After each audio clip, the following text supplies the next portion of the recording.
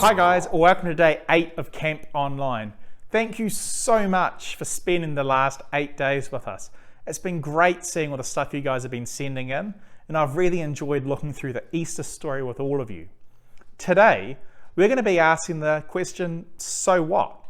We've looked at the Easter story and we've looked at what it meant for the early church, the first Christians.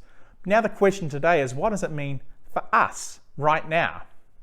Well, the good news is that while the Easter story might be over, the big overarching story of the Bible isn't finished yet.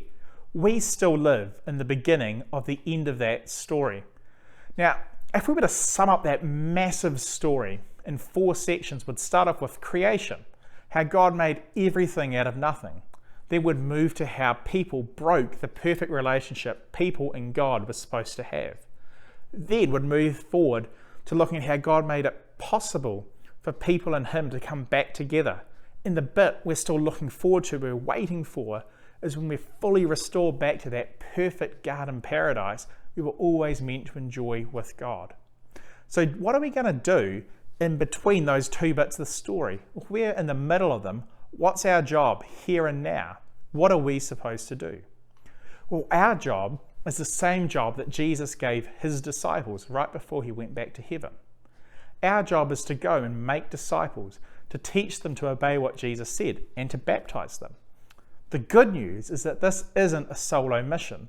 Jesus promised to be with His disciples 2,000 years ago, and that promise still holds true for us today.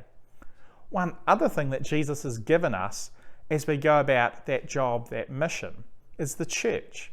So what is a church? Well, in the original Greek language that the New Testament of the Bible was written in, the word is ecclesia, which means an assembly or a gathering. So a church is a gathering of Christians, people who follow Jesus, who meet together to worship God and to look after each other. Now, often today we'll call the buildings that Christians meet in churches, but that's not the real church. The true church is the people. And that's why we can still do church today, even in lockdown over Zoom or YouTube Live, while we wait to go back and gather together in person. Now, inside churches, you should see people who are becoming more and more like Jesus and can help and encourage you to do the same thing.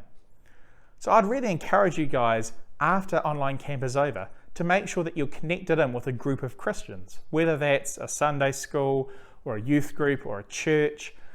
Get together with other Christians.